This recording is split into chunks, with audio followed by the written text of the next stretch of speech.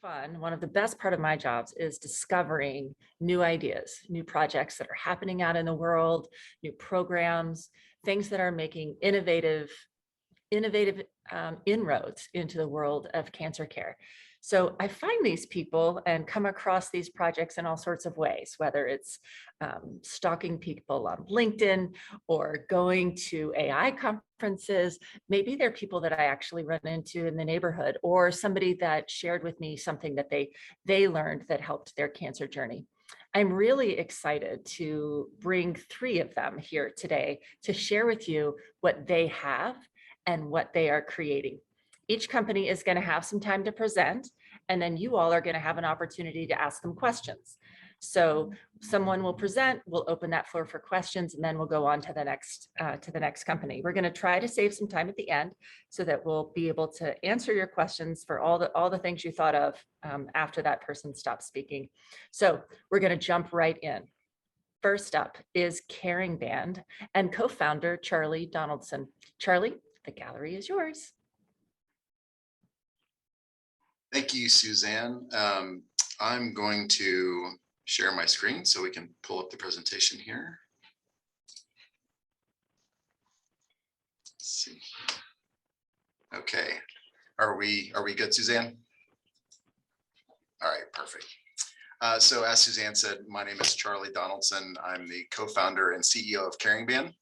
So basically what CaringBand is it's a communication platform that was created to maximize the frequency of encouragement for anyone in need, especially those with cancer. So CaringBand was an idea that my wife and I had about 5 years ago, really on the back of her mother's battle with breast cancer. And at the time, there wasn't an easy way for Lindsay to let her mom know just how often she came across her mind or prayed for her. And that was really the moment that CaringBand was born. So what we're trying to do here is solve a problem. We all know the power of emotional support and the benefits that come along with that. But we also know that it can often be infrequent and has the tendency to decline over time, and especially when it's needed most, due to several factors. Key among them are limited pool of supporters. So how many people do you know and know how to reach you through text, email, phone? Just by virtue of that, there's just a limited potential number of supporters available for that emotional support. Also, those that know how to reach you, they might not know what to say. I know we can all relate with that, not knowing what to say, so we end up not saying anything at all. And so that's a major deterrent for the frequency of encouragement. People also get busy with their lives and become less intentional about supporting and encouraging those that they once might have in the past.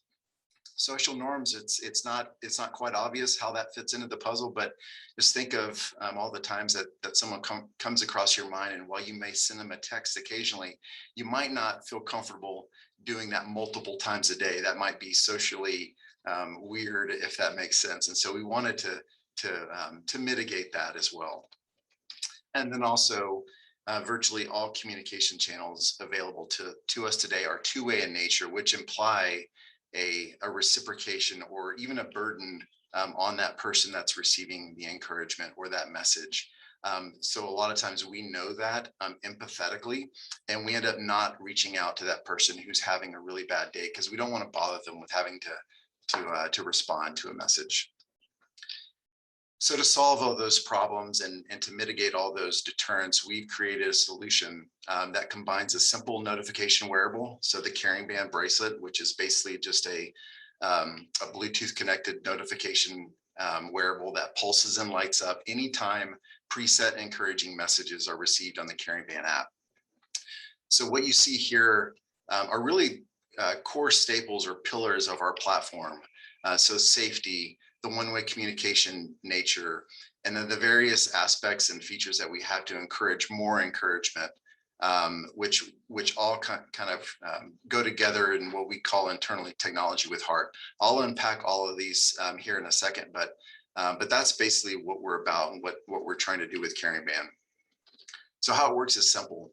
First is what you're already doing. You're already thinking love. You're already thinking about that person on your mind. The next is, find them on CaringBand and send them a preset message. things like I'm thinking about you, I love you, praying for you. All those things can be done within a couple of taps on your smartphone. And then most of all, and most importantly, that person can feel the love as their bracelet pulses and lights up, letting them know that someone just thought about them in real time at that very moment. There are a lot of ways for them to experience that, but obviously with CaringBand being a wearable and a mobile app, the pulse and lights on the bracelet, that's generally first and foremost what people experience. But then they're also a way for them to see what the messages were, and even some acknowledgement features, which I'll go into here in a second.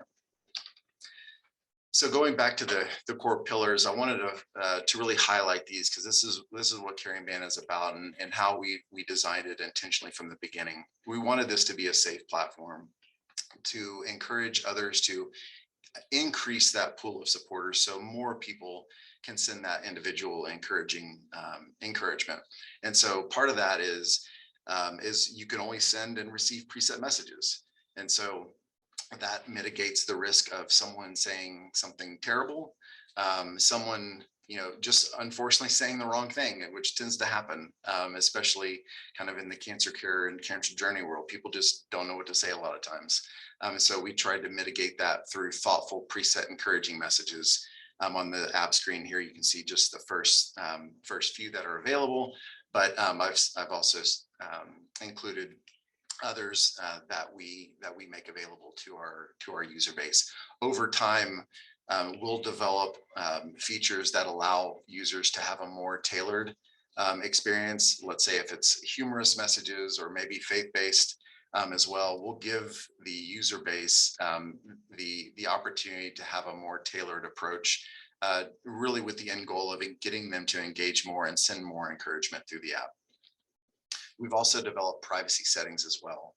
I mentioned earlier about the pool of support and how that can be larger with CaringBand, but we want to give our user base the option to have a more private experience if they want. So for example, if you only want to receive messages or encouragement from your 5 closest friends and family, you can make that experience happen within the app. Or for a family with a small child that may not want their profile picture viewable to the broader audience, they can hide that. They can even hide their child's name or any other user from the search results, for example.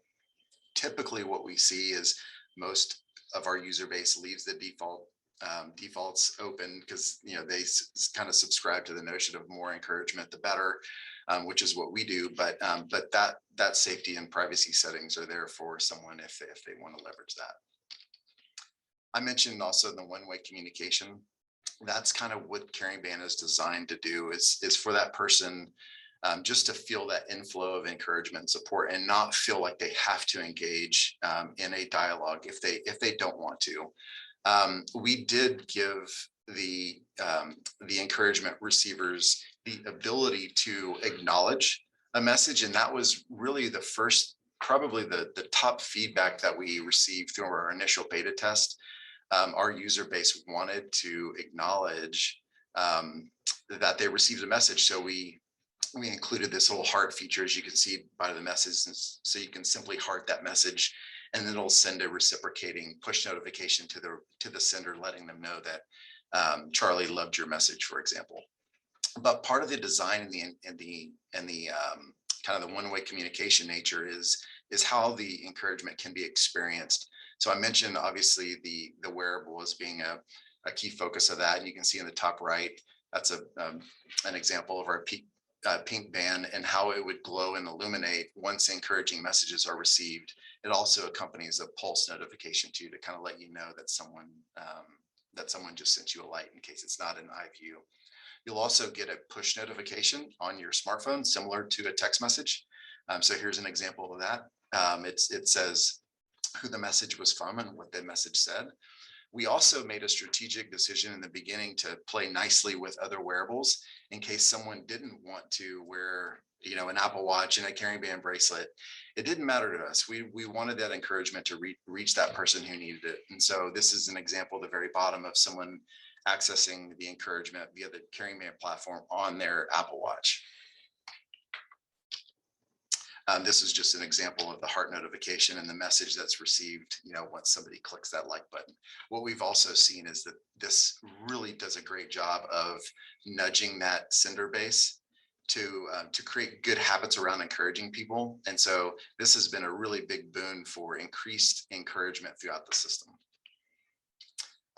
All along those lines of more encouragement, we also developed a feature within the app we refer to as the CaringBand Advocate. And so this is very something that's kind of very similar to it's just something like a caring bridge, where you'll have someone that that posts updates and messages about their friend or loved one. We can do that here within the app. So I'm going to kind of walk you through the process just so you can kind of get your mind around a little bit. So in this case, someone would go to a profile. So in this case, this is my profile. They would click Make an Advocate. And so that action would send a request to the person that that I wanted to make an advocate, for example. And then from that point on, I would be able to post an update on that person's behalf. And really cool about that is it sends a notification, an email notification to everyone that has sent an encouraging message to that person, letting them know that there was a new update on the CaringBand app. And not only is that good from an information perspective, it also is hugely important and makes a real difference in the frequency of encouragement that's received. And so that all kind of goes around, not only do we want to give that person more encouragement, we want to keep it elevated for a longer period of time. And all that, of course, leads to more encouragement. This is a couple of survey questions that we've had in the past with the corresponding results. The first one at the top was one that was sent to a subsection of our user base that we had a lot of donations to the pediatric space. And so this question, the CaringBand platform increased the amount of encouragement my child received. And we asked them to choose a magnitude between 0, it had no impact, or up to 10x. And the average impact was 7x the times of emotional support that their child received was through the CaringBand app experience. The bottom question was more for the encouragement sender side. So do you feel that the CaringBand app allows you to encourage others more frequently? 95% of, I think we had 120 respondents on this particular question said yes. And so that all goes back to, we realized the problem. There was not enough encouragement, especially when it was needed most. And to really solve that, we wanted to give friends, family, and even strangers just an easier way to encourage that person. And we think we've done that with CaringBand. So a little bit about the wearable itself. As I mentioned before, it's a notification bracelet. It's connected via Bluetooth. And so really, as long as you're within 60 feet of your paired device, whether it's a smartphone or a tablet, you will get that notification on your smartphone. So even in the case of kind of our pediatric users where they may not have a smartphone, but their mom or dad does, or their guardian. And so as long as they're within 60 feet, that child can experience that same that same impact that the CaringBand has, and that's done quite often. The electronic is actually very simple. It's simply a rechargeable band. So depending on the frequency of encouragement, it can last as little as a week, as much as 6 weeks. And so that was really a great design feature that we've improved over the prototyping and testing that we've done over the years. And then lastly, we're selling these online right now at CaringBand.com for $39. We wanted to have a modest price point, so this could be purchased by all and experienced by all. We also do quite a lot of donations to families that do have a need that maybe $39 is not within their budget. We want to help those families as well. So anyone can go to our website and request a CaringBand bracelet from us, or any family rather, and we do quite a bit of that. here are a few testimonials. I won't play the videos here just for the sake of time, but I would encourage you guys to visit caringband.com and see these videos. I'll tell you a little bit about the individuals that you can see here on the screen, starting with the person on the left, Casey. She was actually one of our very first beta testers. And through her almost 2-year battle with breast cancer, she had over 170 unique people download the CaringBand app to support her. And over that course of time, sent over 4,500 encouraging messages to her. And so in her video, it's really sweet. She talks about her friends and family, and they know when she goes to chemo and she has treatments, and her bracelet just lights up constantly. And I know for her, because she told me herself, this was a huge emotional support and just source of positivity and love that she got to experience. The boy in the middle, he had a different use case. He actually only was able to experience the CaringBand platform for a little under 4 weeks. He was kind of on the final stages of his battle. But over that time, he had over 740 people download the app to send him love over those last few weeks. And I think in total, he got over 6,500 encouraging messages. I had the chance to speak to both he and his mom while they were in the hospital about a week after they onboarded, just hearing how thankful they were for them both to receive that type of emotional support. So all those stories, which we've got a lot of, needless to say that those are things that would fuel anybody, but especially me, to keep going and to make CaringBand a reality for anyone that needs it. So far, we are very early. We really launched with our first small mass production run in November of this past year. We've got about 250 band wearers that have experienced the platform so far. As a result, about 4,000 people have downloaded the app, and in total have sent it's about 90,000 now, but messages through the CaringBand platform. So we're really happy about that. So all in all, I hope that through kind of my commentary and presentation, you see this as a product that's doing great in the market for those people that are going through some very difficult times. And hopefully you join me in believing that this is a product that the world needs. So at this time, I think I'd turn it over and welcome any questions or feedback from the audience. All right, so either raise your real hand or put your virtual hand on. That'd be great. And Charlie, you want to stop sharing screen and then we can see everyone. Any question for Charlie? Or you can stick it in the chat if you're too afraid, if you're being shy. Charlie, I have a question. I know we've got a lot of shipping issues right now and delivery issues. Is that impacting your business at all? It is not at this point. We have plenty of inventory at this point. Thank goodness I'm not ordering chips in manufacturing. That will be an issue, but right now we're fine, and shipping hasn't been an issue to date. I'm hearing that that's going to be more challenging as we near December, but to date it has not been an issue. All right, any other questions before we keep going? Yes, Diane. Oh, Charlie, that's a wonderful product. I think it has so much potential. And I'm just curious if you have any plans to test it. I know that studies of actual, physical touch and presence of loved ones actually improves outcomes and healing. And I just wonder if you have, plans to see if this does the same. Yeah, great question. I guess the short answer is not immediately, though I would love plans to, because that's my sense is that CaringBand does that, just from hearing from our families and the user base. We actually do have, I say we don't, we actually do have a professor at UTMB in Houston whose area of specialty is emotional support of mothers with babies in the NICU.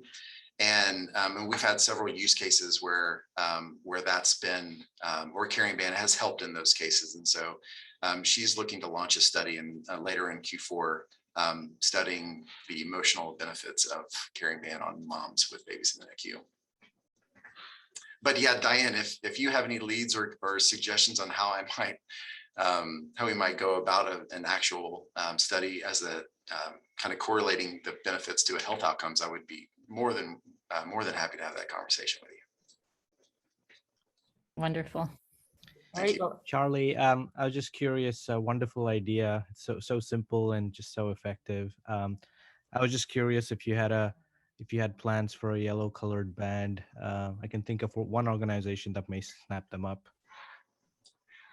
I love that question. Yeah, we don't have plans, but as I've talked to Suzanne before, we are certainly open to helping the Livestrong bracelet come into the 21st century from a technology perspective. Yep, amen. thanks, Srini. Yep. That's great. Anyone else before we keep going? Time for one more? Yes, absolutely.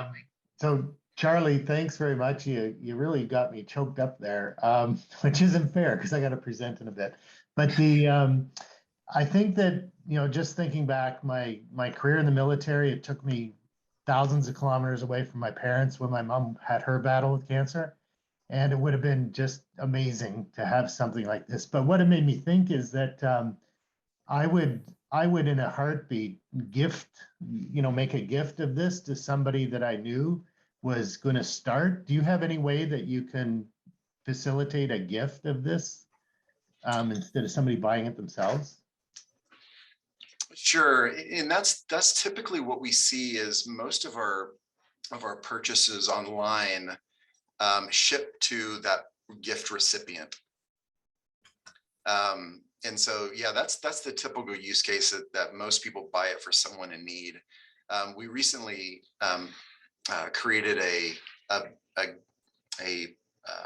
buy to donate option on our website, so that let's say if someone loves the idea of CaringBand, wants to buy someone but doesn't have someone in mind right at that point, they can pay $39 and we will find a home for it. Like I said, we do a lot of donations right now, and so that hasn't been a problem. But yeah, no, to your point, Stephen, I think we have heard the feedback before about facilitating that in a more intentional way than maybe we are right now, and so that's definitely something to think about. Fantastic. Thanks, Steve. All right. Well, Sam, yes. Yeah, sorry to jump in one more here. Charlie, thank you for the presentation. The use that jumped into my mind is I have my grandmother is living in a retirement home right now, and there's a pretty bad outbreak at her retirement home right now. And so we haven't been able to actually get in and visit her in a while. And so my question is, do you guys ship to Canada? Because I think this would be an excellent gift to get her. Just thinking about, the times that she comes into my mind, and we don't really have a chance to go and visit her right now. I think it would be an awesome present. Yeah, thanks for sharing. So unfortunately, we don't ship to Canada at this point, though we have had several users in Canada and other parts of the world that have had family members in the States purchase a bracelet and then send it to them. There's some regulatory hurdles that we haven't met yet to be able to do that, and so the workaround is to have this kind of middleman type of situation. Sam, I'll do it. I can be your middle woman. I'm happy. I do have one question. So does that person with the band have to have like a smartphone? So like if I was to send it to my grandparent who is in a facility, does she also need to have a cell phone that is like a smartphone? Yeah, that is a technology technology requirement for the CaringBand. It has to be paired with a tablet or smartphone.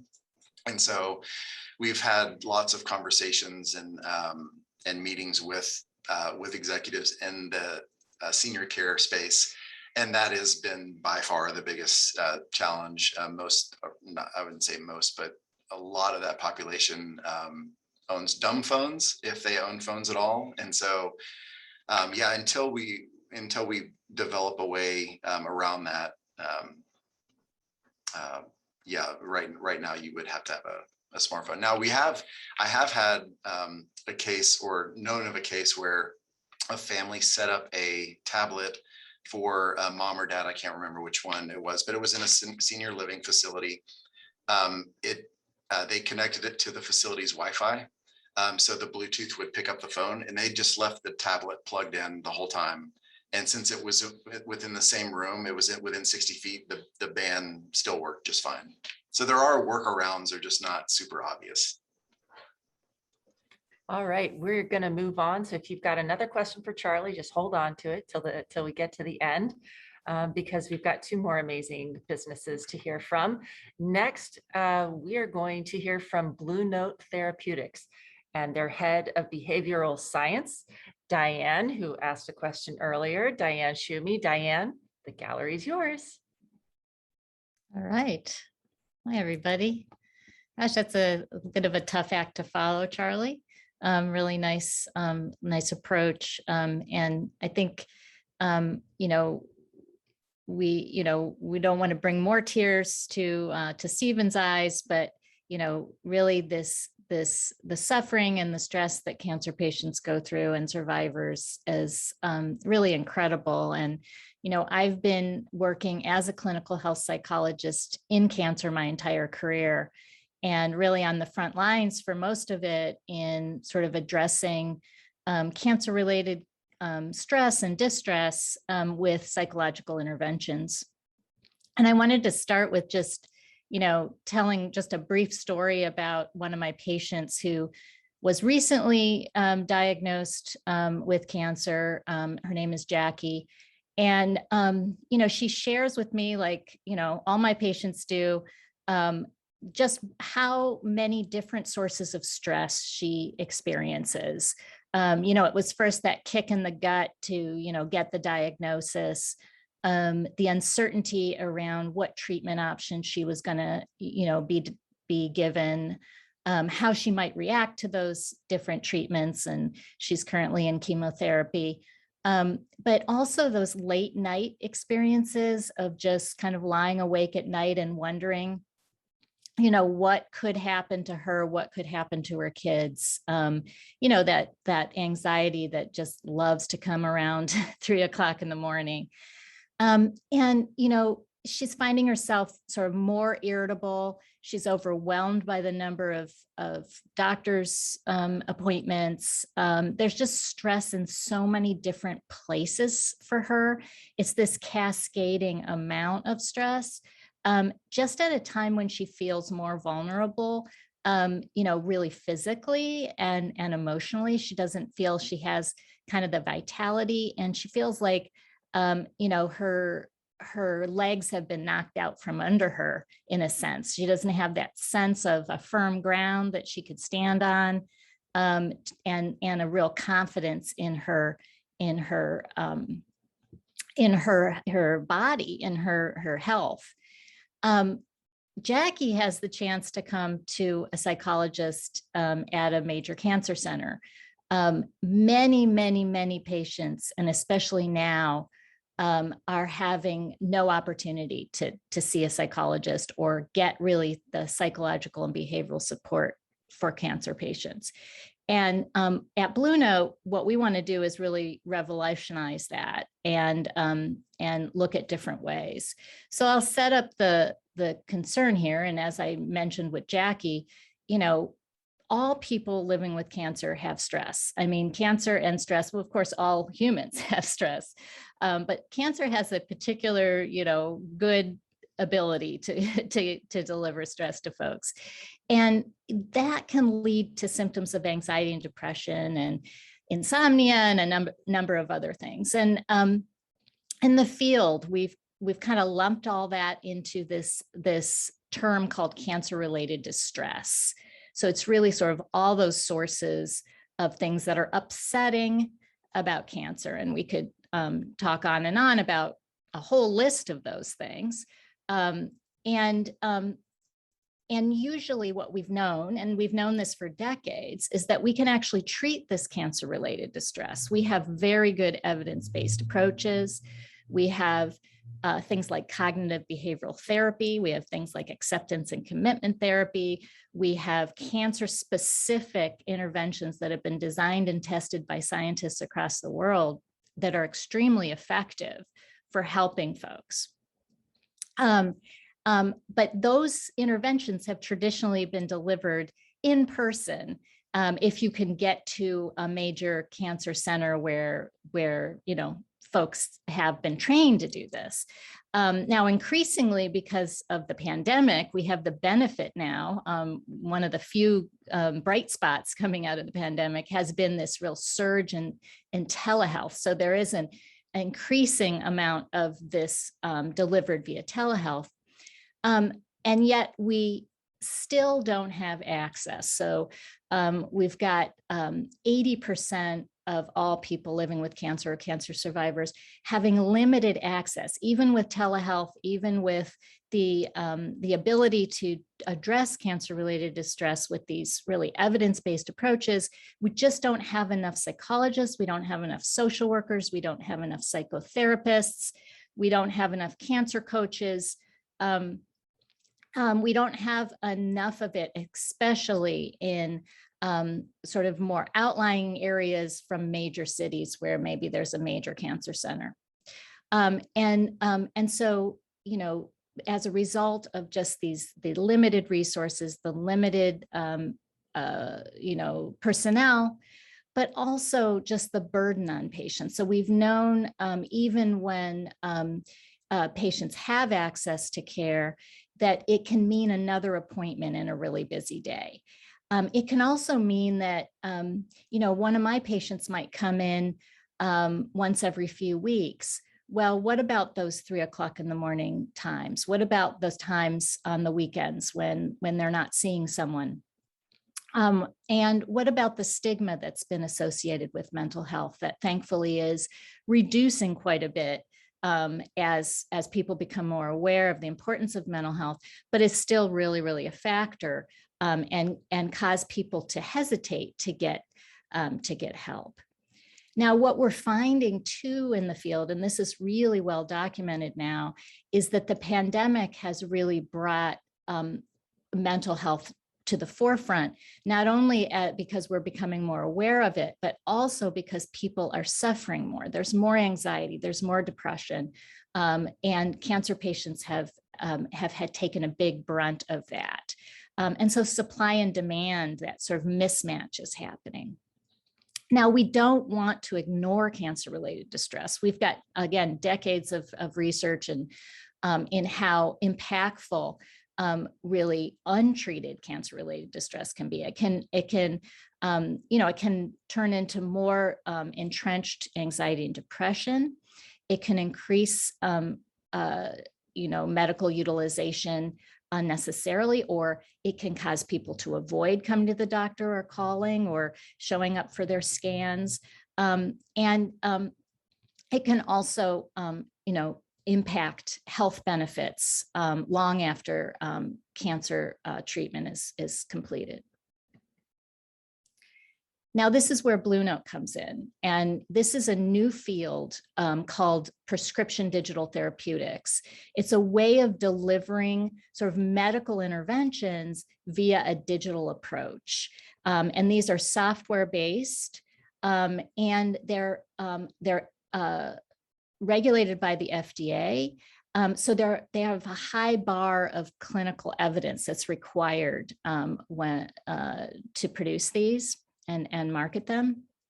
And this is something that really has the potential to bridge the gap, to augment existing care for folks, to really help at times when they can't come in or maybe the care isn't available. So these evidence-based, so Bluenote is pioneering this. So we're, as far as we know, the only company in the field who's working in prescription digital therapeutics in the cancer space, addressing psychological, behavioral, psychosocial interventions. And we're taking existing legacy interventions. So these are interventions that have a tremendous amount of evidence. We know that they work, and we're converting these to a digital format. What this allows is that patients don't need to make an appointment. They don't need to commute. They can have these accessible on their smartphone, on their iPad, at any time, any place. And this gives the healthcare providers this ability to prescribe something right then and there for folks who are expressing or who have screened for higher level distress. Now, I can tell you, as somebody who works in the field and a hospital, that one of the sources of distress for healthcare providers right now, especially cancer providers, is this absence of referral sources for patients with distress. This is making it very difficult to be an oncologist when you've got somebody who's got elevated anxiety and depression, but you really have nowhere to send them. The social workers are too busy. There aren't any psychologists. Their therapists have wait lists across the country. This is a problem. And so to be able to offer something to patients, I think, is really welcome for our healthcare providers. So Bluenote has partnered with a number of institutions, again, who've developed some of these legacy interventions that are well known and established in evidence for cancer patients.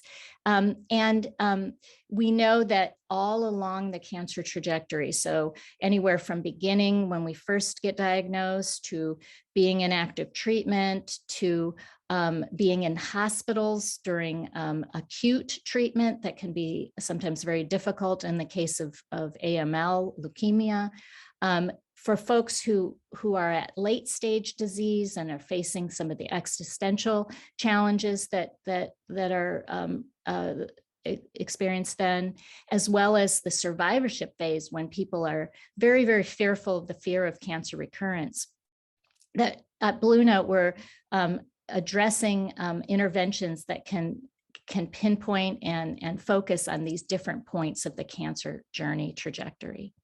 And again, if you look at the middle column, you can see that these interventions are based on very established psychotherapeutic techniques that have been very well tested, such as cognitive behavioral stress management, based on CBT and relaxation practices.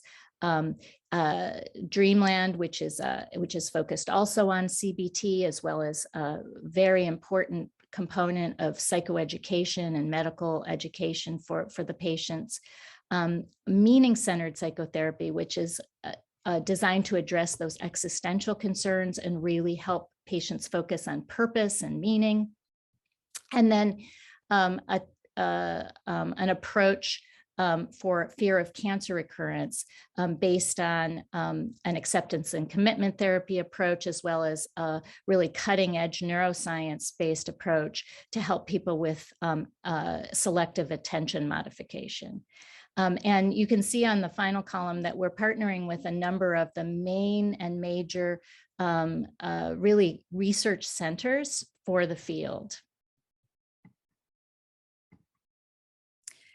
Right now, we're testing our first product in a clinical trial. So we're comparing two products in our clinical trial.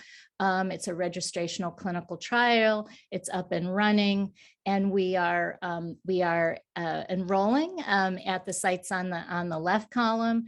So we're enrolling in a number of sites, and then we are just about to get activated in a number of very major cancer centers across the country. And if you're interested in this registrational clinical trial, either to potentially be a participant or just to be aware of it, you can go to clinicaltrials.gov, and our study is listed there. And I'll end here to see if people have any questions. That's fantastic, Diane. Thank you so much.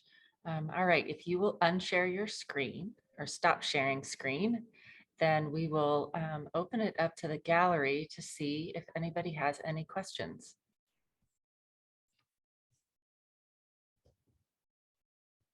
I'll start us off and ask, tell us, can you share a little bit about what the FDA approval process was like for this? How long did that take? So for this, first of all, we are in our registrational trial for FDA approval right now. However, we did have a breakthrough designation because of the public health emergency. So we do have the opportunity to provide this first product due to the public health emergency. But yeah, it's a lengthy process. It's not my area of expertise, so I'm learning a lot from the others on our team who have a lot of experience in FDA filings. Who else? Who else has questions? I have a question. So you've currently partnered with these larger cancer centers that are obviously well established, and you're getting people right as they get diagnosed. But I could see this being of great benefit to people who maybe can't get that higher level of care or who want to use this app, outside of the ins and outs of treatment. So what are your plans to expand, assuming the trial goes well? So access is very, very important to us. People who are at these major cancer centers already have the potential to get this kind of care. And we really want to bring this to more people who would normally not have access. So that includes traditionally underserved communities, people in community cancer centers where the vast majority of cancer treatment occurs, and across the country in less urban areas where there really is absolutely no mental health care whatsoever in some of these counties across the country. And so this is super important to us. And so we've actually begun our clinical trial in some of these community cancer centers. So we started with some sites that aren't the major cancer centers in order to really be able to do that outreach. We're also engaged in planning a trial with the cancer support community that will look at some underserved communities and folks who typically don't have access or don't maybe avail themselves of mental health care. And we have also translated our first product into Spanish, and we are piloting that alongside this registrational trial in Spanish. All right, other questions? Charlie. Yeah, thank you. I have more of a kind of an entrepreneurial startup type of question. Just like relative to the first prototype that you guys developed to where you are now, what has that journey looked like? And can you share a little bit about that experience? Yeah, it's a very, very exciting, interesting journey. I'm glad you asked that. I mean, the first thing that I didn't really emphasize in the slides, but I think is super important, and that is the central role that patients and patient advisors have played from day one. So we actually have on our leadership team a head of patient engagement. So from absolute day one, there has been patient advisors at the table informing the process. So, patients have been trying the prototypes all along the way and giving feedback all along the way. We also have benefited from some just fantastic designers who really get the psychological intervention part of it, because there's some complicated pieces here. There's a software engineering part, But there's also that therapeutic part that a psychologist would be trying to deliver in person that we want to deliver via this digital device. And so it's been a really interesting partnership between all of our psychology and oncology advisors, our patient advisors, and then our really wonderful designers and software engineers. And it's that collaboration over time that's just been very exciting to watch. Sure. Yeah. Thank you very much. Right. Anyone else before we keep going? All right. So definitely last but not least, I'm going to ask you to put your science brain on. Like Diane was a start to the science brain, but now I'm going to really challenge you to put your science brain on. It is my pleasure to introduce Dr. Stephen Graham. And I'm going to say it's of Just Breathe because I feel convinced I'm going to pronounce the name of the company wrong because you're in Canada. No, just kidding. So Steve, gallery's all yours. Great. Thank you very much. And thank you for inviting us to present at the ICON Summit. We do have a little bit more of I think, a technical approach to what we're trying to do. But the idea is we wanted to make it simple for individuals to get screened for cancer or other diseases. So we developed a technology platform at Picomole is the name of the company. And it screens for disease through a simple breath test. And those diseases can be any number of cancers. It can be neurological disease, infectious disease. But what we've started with is our first indication is lung cancer. We're moving into breast cancer, and the end goal is to be able to screen for the disease, get it diagnosed earlier, and treated when it is most treatable. So the area of science that we're working in is the exhaled breath metabolites. What these are, they're small molecules. They are dissolved in your blood. When your cells in your body, they're metabolizing normally, they all put out these metabolites. When you have a disease present, like a cancer, the metabolites that your cell exudes change, and they change in very minute concentrations in the parts per billion. And it's been known for quite a number of decades that you can detect these in the breath, but the real challenge is to be able to measure down into that parts per billion or even parts per trillion.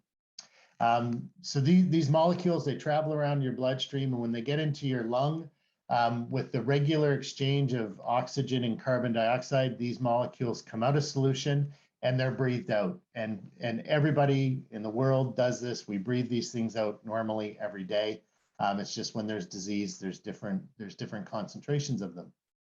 So the EBMs, they can provide key insights into the human metabolome. So what's going on with your metabolism in your body.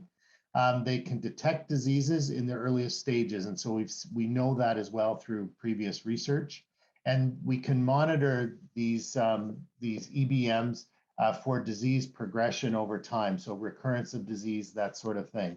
And so the challenge that we have is to be able to detect these accurately and link them to disease. Metabolomics for disease detection. So as I said, the field of science has been researched for over 30 years. At the beginning, it was more the potential of what metabolomics could show. But nowadays, there's a larger amount of the research that are producing biologically meaningful results. And that's what we're doing at Picomole. And there are two large areas that you can think of. There's the metabolomic biomarker discovery.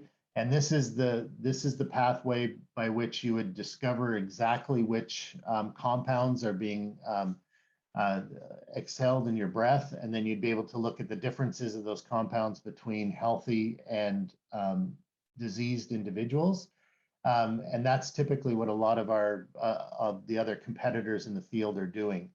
What we're looking at is a different method, which is metabolic fingerprinting. So what we do is we have invented a system using cavity ring down spectroscopy. What it does is it challenges that breath sample that we get it challenges it, and it can, with infrared light at 200 different frequencies. And so for every breath sample we get 200 data points. And what we're able to do is across that fingerprint of somebody's breath, we're able to compare disease samples to healthy samples and come up with AI machine learning models that can accurately detect disease in a naive sample to the actual modeling. So the cornerstone to metabolomics, as I said, it's high quality data, and that's what our approach with infrared spectroscopy is giving us, is high quality data that we have shown that we can detect these metabolites down into the parts per trillion, and we've proven that. It can be applied to disease detection, disease monitoring, and personalized medicine. So you can use it for measuring patients for the recurrence of disease, so they can track themselves over time. And also we know that breath represents a rich source of all this metabolomic data, and that's where our technology comes in. So we've invented 3 different parts to the technology. So the first one is the breath sampler, the alveolar breath sampler itself, which we've designed to be simple to use. It's pictured here. This is what would be deployed into your general practitioner's office, a clinical setting. It could be a pharmacy, it could be a nursing station in a remote area. The idea is that the patient gives the breath sample, which you can see our regulatory expert doing here. And that is actually concentrated onto a thermal desorption tube, which you can see I'm holding up here. And this tube gets shipped from wherever the location is that the person gives the sample to our central laboratory.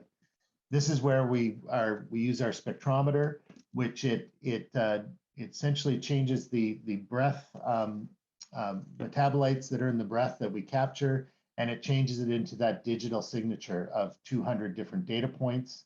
And then those data points are entered into our machine learning software, which makes the decision of whether there's disease present or not. This is a screening tool, and what it's meant to do is to put out into the population and screen high-risk individuals on a regular basis so that we can catch their cancer early if it occurs. As I said, we can detect a number of different cancers. The first one we've chosen to take a product to market is lung cancer. As many of you know, it's the world's deadliest cancer. And it's unanimously agreed by the medical community that early detection is critical in better health outcomes. And that's what we're aiming to do, is to be able to detect cancer in the earlier stages, stage 1, stage 2, through routine cancer screening. Cancer screening, it's been identified as high-risk individuals by the US Preventative Services Task Force based on age and smoking history, that there are about 14 million Americans that are at high risk for lung cancer, and they should be screened annually. This is the recommendation of the task force. We know that 95% of the people in that 14.5 million are not participating on an annual basis. So the question is why? And really, it's the barriers to the gold standard, which is low-dose CT scan. So the patients, what's recommended is that they get an annual low-dose CT scan every year. But there are barriers to that has not allowed it to become successful on a population basis. What we aim to do is, with our technology, is to increase the accuracy of detection as well as decreasing the barriers to screening. First of all, is the sampler that we've invented that can dramatically change the amount of distance a patient has to travel to get a screening, a lung cancer screening. We don't have any safety exposure, and our breath sampler is completely non-invasive. Our cost should be less, about 30% less than the low-dose CT scan. And our initial findings have shown that our accuracy is about similar to what the low-dose CT scan is. And we're looking over time, and I'll discuss this in another couple slides, of actually improving our accuracy. And this is something you see in health outcomes research all the time, is that the health outcomes should not be zip code dependent. And that's what we're aiming to improve on. So then the question of, does our technology work? So we did a proof of concept study using our prototype spectrometer, which we've subsequently tripled the resolution of. But on the initial piece of equipment, we showed 86% accuracy in detecting non-small cell lung cancer with high sensitivity and high specificity. So this was the data that we used, and we said we're now going to expand our lung cancer research program, and we also started a proof of concept breast cancer screening. The same technology can be used for a number of different cancers. So breast is our second cancer. What we did is we looked at the results, the initial results from our lung cancer, and we said, okay, if we have a low-dose CT scan, if you have 1,000 patients, roughly about a quarter of those will be referred for biopsy, and of those quarter, about 7 will be diagnosed in the end with lung cancer. And then we took our data, which I'll admit is early data, but we looked and we said, okay, if we have the person undergo our Picomole breath test and then referred to low-dose CT scan, we would initially refer about 182, and then out of the low-dose CT scan, only 48 would be referred for biopsy. So from the patient perspective, it's a much easier process, because instead of 240, we'd have 48 referred for biopsy, which is not a pleasant procedure. And then we'd have the same 7 would be diagnosed with lung cancer. So what we're looking at is a significant decrease in people sent for those unnecessary lung biopsies based on false positives. As I said, the next phase is to really validate our technology in larger clinical studies at major centers. So we have studies that are up, and as soon as COVID allows us to start taking samples, we'll be taking samples at Mass General Hospital, at Princess Margaret Hospital with the University of Toronto, University of California, Irvine, and West Virginia University. So all 4 of those sites are ready to go. One of the things I want to impart on the group today is that we are actively looking for more sites at quality cancer research centers. So that's in 2022. That's one of my goals, is to at least double the number of sites where we're collecting data from. As I said, a number of different cancers. So this slide shows the diseases that within the medical literature have been detected using breath analytics. And then we look at that list and we say, okay, of those diseases, the ones on the slide are the ones that we can detect using our technology. As I said, we have data in lung cancer. We have data in breast cancer that we're analyzing now. And through COVID, we were able to take advantage of funding for a COVID study, and we were able to show that we could accurately detect COVID with about 87% accuracy. We're working on finalizing that and publishing it. But the main, I think, point with that is we showed that the technology could detect infectious disease as well as cancer. And I just want to iterate again that, our someday vision is that you'd be able to go in, give one breath sample, and be screened for all of these different diseases with one breath sample. And that's my presentation. I'd be happy to answer any questions you might have. Okay, so exciting. You can see why I also brought Steve on board for this session, because super interesting stuff. It feels kind of sci-fi, but it's not really. You're actually doing it. I know Srini actually made a comment in there in the chat about dogs. We've all seen the 60-minute special or something about a cat or a dog saving their life because they smelled the cancer. So I'm going to open it up to the group. Anybody have a question for Steve and Picomole?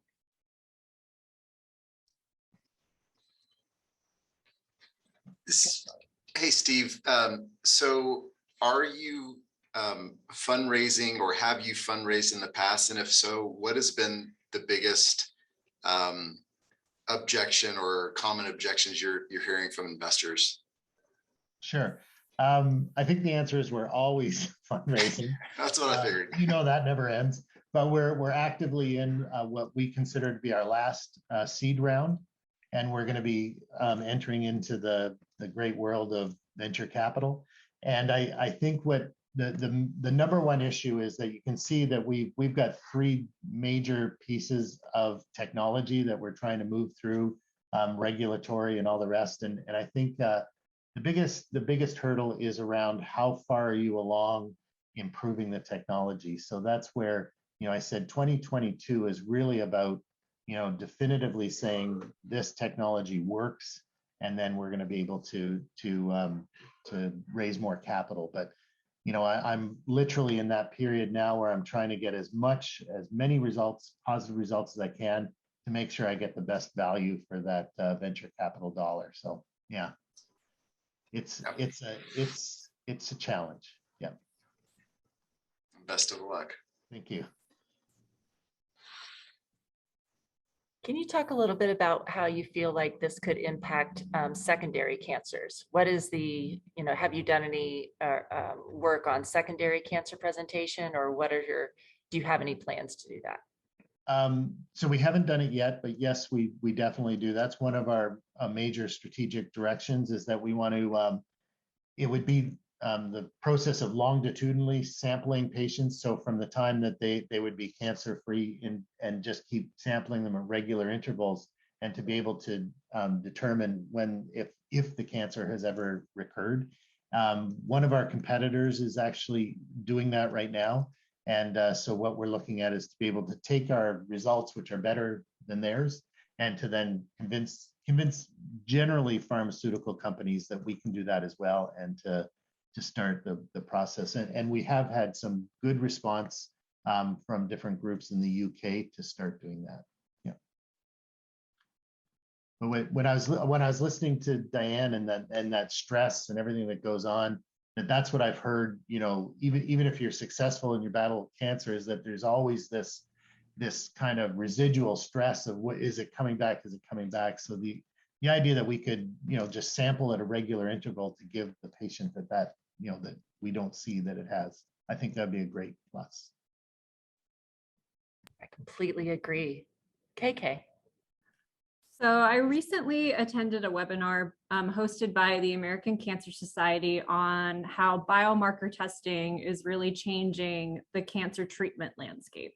So how they're taking blood samples and learning more about genes and how we can change the therapeutics that the person receives based on that information. So I know that Picomole is really for screening and diagnostics, but do you see your technology moving that direction in the future? Yes, possibly. I'm always reluctant. You saw on my slide there, it said about personalized medicine, and as we get into the process of that longitudinal sampling, I think we'll be able to determine or detect differences within a person's own metabolic fingerprint that we'd be able to link to changes in what's going on. It's quite a ways off, though. I mean, I know that in the blood biopsy space, which I think you're talking about, that's been really, really advanced in the sense that they can determine therapeutics based on that. What I would be more inclined to say is that we would be able to be involved at the initiation of recruiting patients, to recruit patients who have been screened at having early stage cancer, so that we can, and they can enter the studies to show efficacy for treatment for those people. So that's where I would think our application would be more appropriate in the short term.